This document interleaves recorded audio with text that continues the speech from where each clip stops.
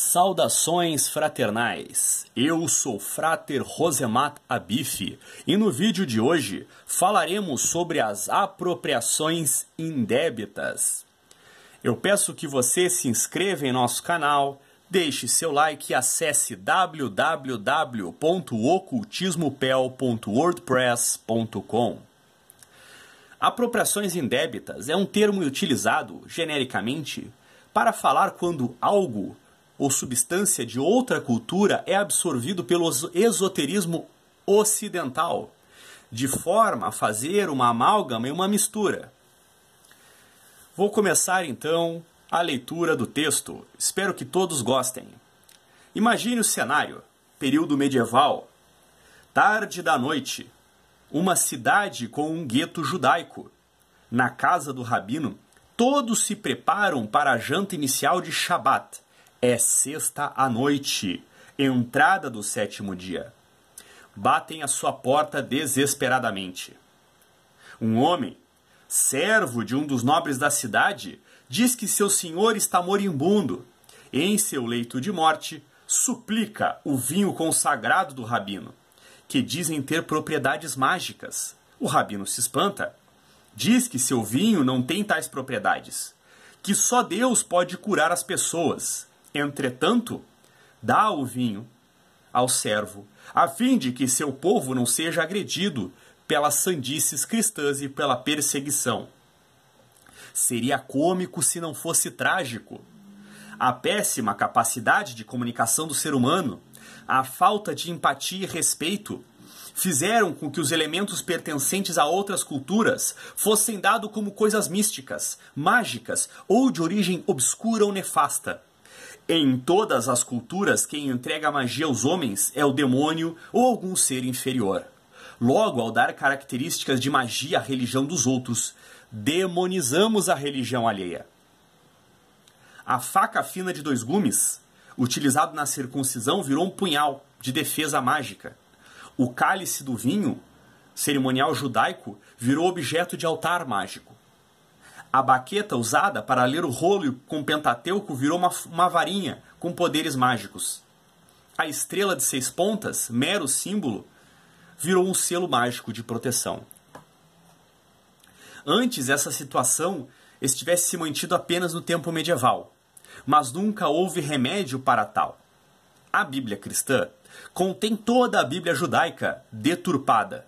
Logo, palavras em hebraico, letras em hebraico, passagens bíblicas ganharam força em amuletos mágicos pagãos, uma baderna, um pandemônio, uma salada de frutas.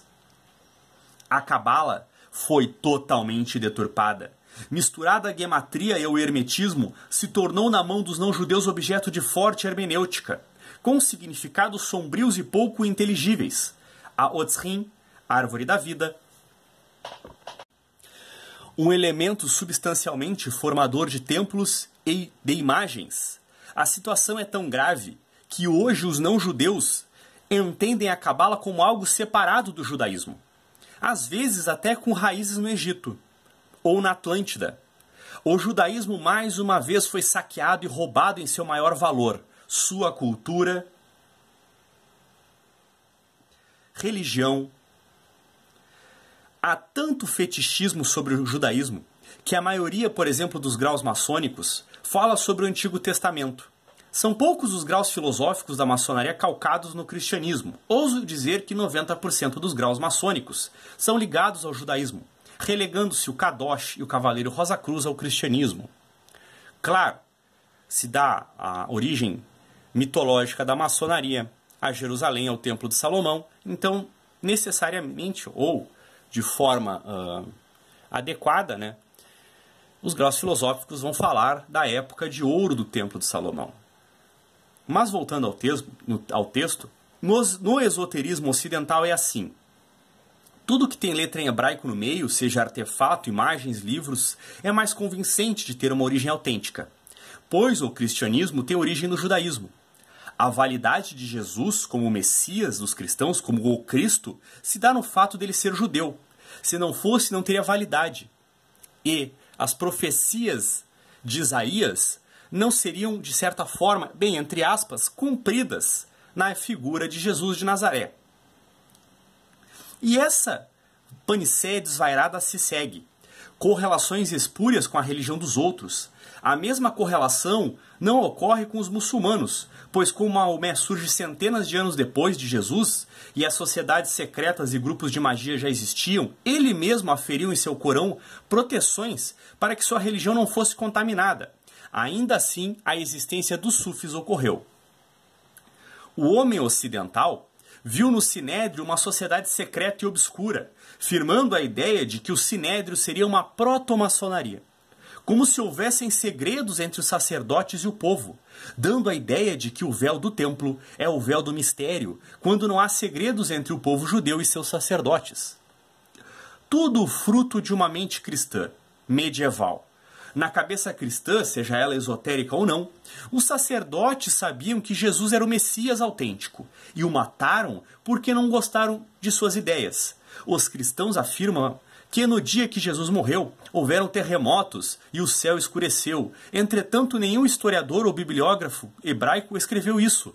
Tudo fruto de uma grande intriga para acobertar que Jesus era o verdadeiro Messias sobre a terra.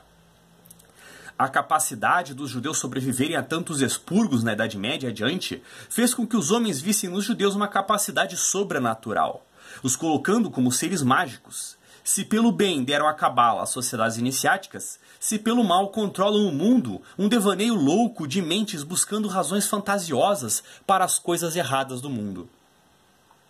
A própria palavra mágica, abracadabra, vem do hebraico. Não vamos negar a existência de textos judaicos espúrios, mas estes não representam o judaísmo de forma alguma. A vontade de aprender cabala, desassociado de um rabino, pode acabar levando a pessoa a estudar coisas totalmente infundadas, ou com uma interpretação equivocada, ou com uma origem não cabalística. A própria maçonaria portuguesa brasileira, de acordo com algumas pessoas, se veste de alvinegro, se veste com roupas preto e branco e uma clara alusão aos ortodoxos, judeus ortodoxos que estão enlutados pelo templo não estar de pé. Há uma busca pelos poderes mágicos de Jesus. Curar, multiplicar, ressuscitar, expulsar o mal, ter poder. E acabam buscando no judaísmo, na fonte mística do judaísmo, para fundamentar esse poder. Que talvez nem tenha de fato ocorrido, seja tudo uma grande lenda. Então está lá, voltando à história do início, então está lá o rabino, no umbral de sua porta, na frente, olhando para aquele homem, recebendo sua garrafa de vinho como se fosse um tipo de néctar mágico. Jesus, ao levar o judaísmo ao sobrenatural, levou todo o seu povo junto numa viagem de muita dor, preconceito e sofrimento. Creio que é fundamental entender a magia além do objeto, ou de uma origem errada.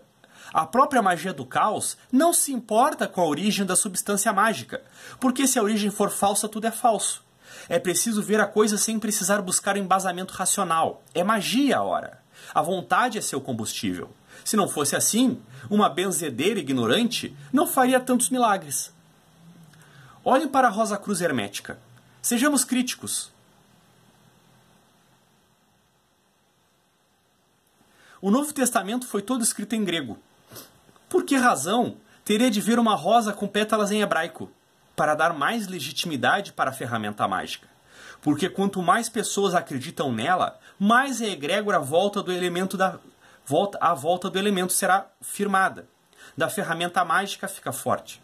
E aí acontece o que acontece com o pelicano da alquimia, a retroalimentação. Por isso a estética produz sim forte diferenciação entre uma ferramenta mágica e outra, muito embora não seja um elemento de fato importante.